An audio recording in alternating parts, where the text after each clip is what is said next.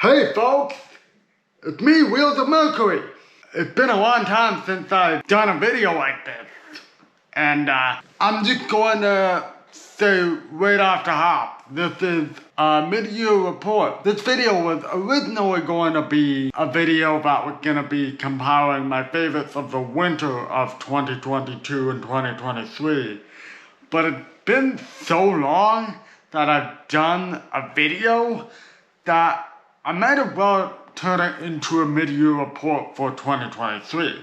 Capiche? Alright, I'm going to do these albums gauntlet style so that it isn't a pain in the butt for me to edit afterwards. So here we go, starting with back in January 27th, Profane Orders, One Nightmare Unto Another. This album is 25 minutes of black and death metal savagery. You could call it war metal or bestial black metal or anything like that.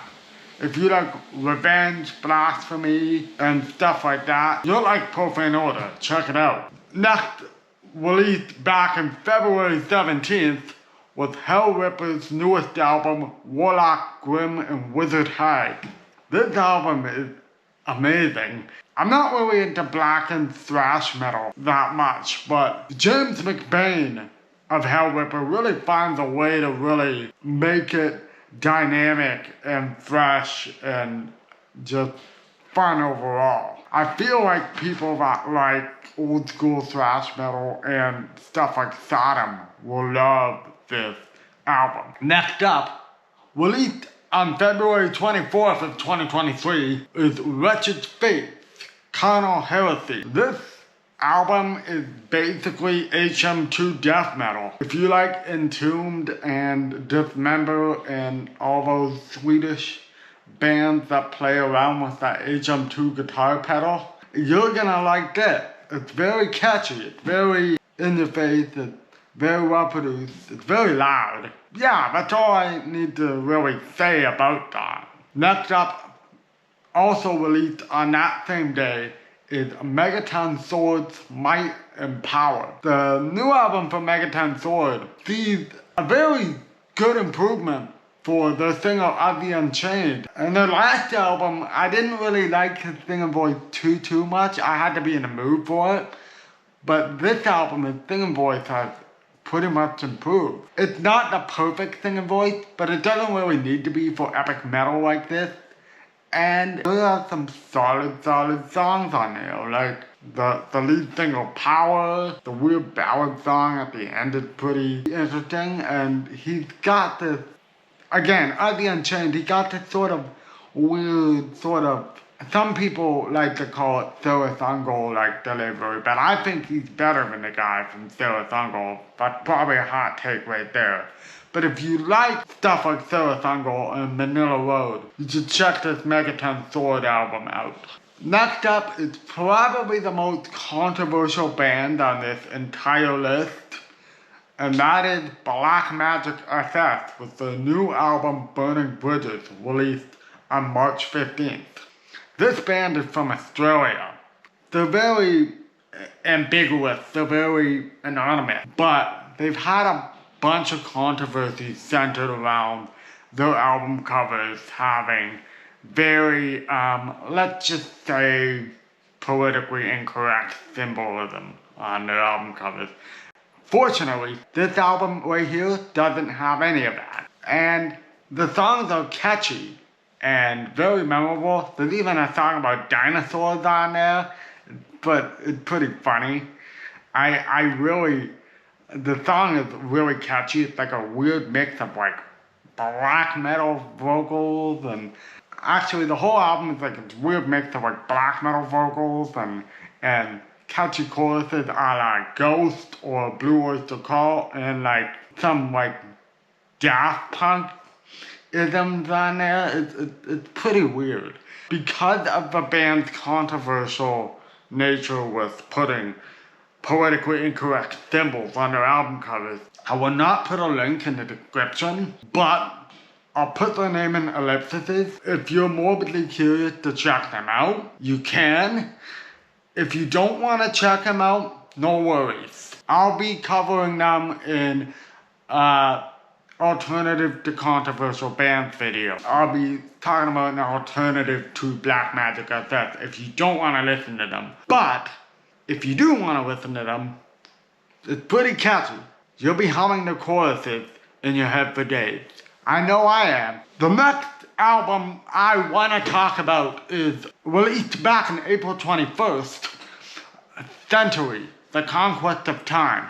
This is the debut album from a Swedish traditional heavy metal duo, and these guys love Heavy Load. Heavy Load was the first Swedish heavy metal band, and these guys love that band. If you like old school Swedish heavy metal, like Heavy Load and like early European demos from the early 1980s, you're gonna love this.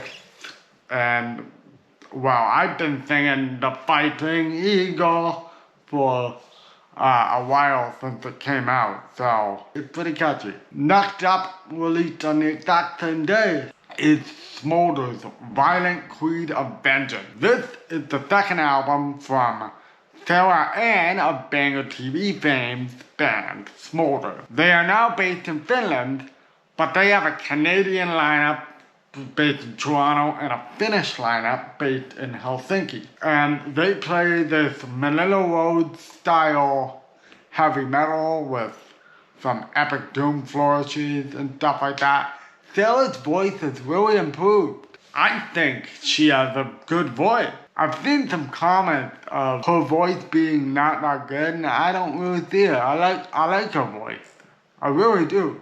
So if you like that Manila Road or like Omen style of barbaric heavy metal that is like nerdy to the max, it actually even samples Michael Moorcock, the author of Elric Melon Boy, believe it or not.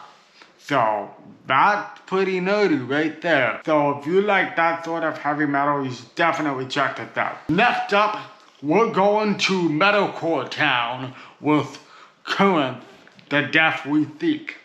I really liked their last album back in 2020, but this album good too. Brian Willie is sounding pretty good on this record. And yeah, just a solid gent metalcore record. If you like Architect's older stuff, I don't know, if you like gent, if you like Breaking Benjamin, there's a lot of Breaking Benjamin influence on this. If you like any of that, Current will be right up your alley. The next album I want to talk about is Decapitation, Terrorsight. This is released May 12th, and wow, these guys hit it out of the park with this one. I still like Death Atlas more, but these guys can do no wrong, I think, as far as death metal, technical death metal / grindcore considered. They're amazing at what they do. I'm at a loss for words as far as this album is concerned. Like, if you like grindcore and death metal and evil Elmo vocals, that's what I call Travis Ryan's goblin screams. If you like any of that, definitely check this album out. The next album I'm gonna talk about might not even be a metal album at all, but it's from one of my favorite bands. And that is Sleep Token's Take Me Back to Eden, released on May 19th. This new Sleep Token album, it's phenomenal. And this might be my album of the year. And I'm not saying that to get on the hype train. I'm a guy who's been into Sleep Token since they were on Bathic Records back in 2017. And they hadn't even played a show yet back then. So I've been on the Sleep Token train for a while before they've even become super popular like they are now. But the thing about Sleep Token is they don't just play metal or rock. They play R&B, pop, all these other different genres, even a bit of hip-hop in the song Ascensionism and the title track, which actually took me quite a bit to get used to because I'm not really into like the whole Travis Scott style of hip-hop. I'm more into like backwash and stuff like that.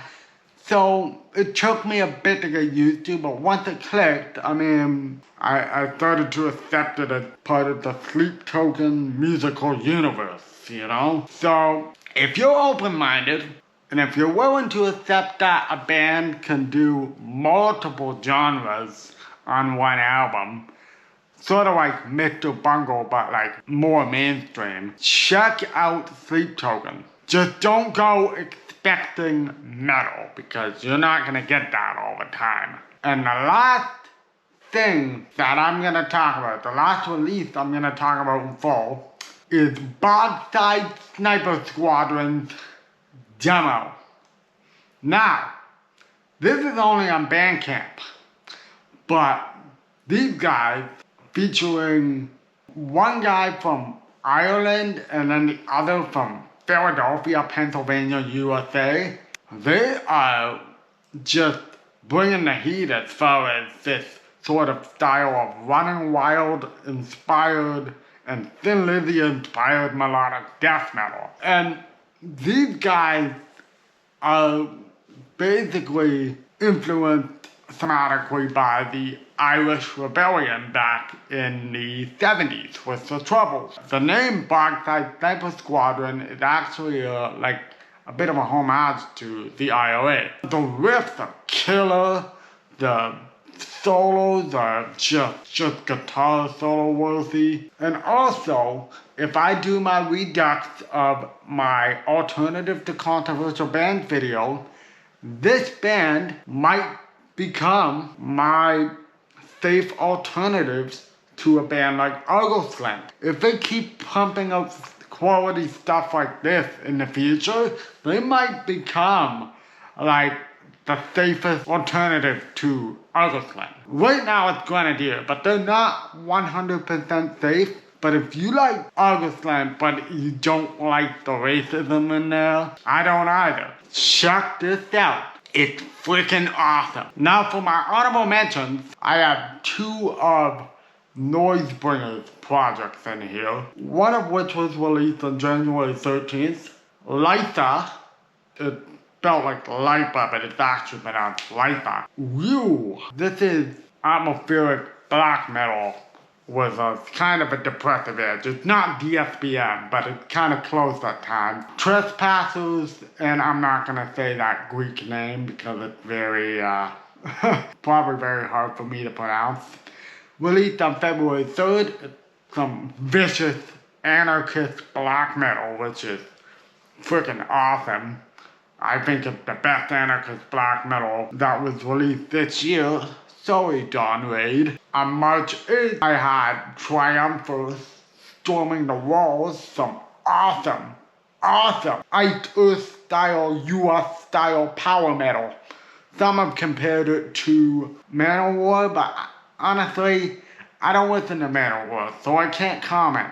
Also, they're from Greece. Greece has been killing it right now as far as US style power metal. Invent Animate Heavener, released on March 17th. If you like current, you'll like Invent Animate. That's all I need to say. Spirit Possessions of the Sign ... released March 31st. If you like Negative Plane or Celtic Frost, you like that whole metal, you'll love it. And lastly, the second of Noisebringer's projects, a non-S-Deist Legacy, released on May 12th. It's basically Migwa. If you want more Migwa, boom, you get more Migwa. Alright? Okay, so this has crossed the 20-minute mark. I hope this isn't like a pain in the butt to edit. So, rock on guys, and I'll see you in the next video, whenever that is.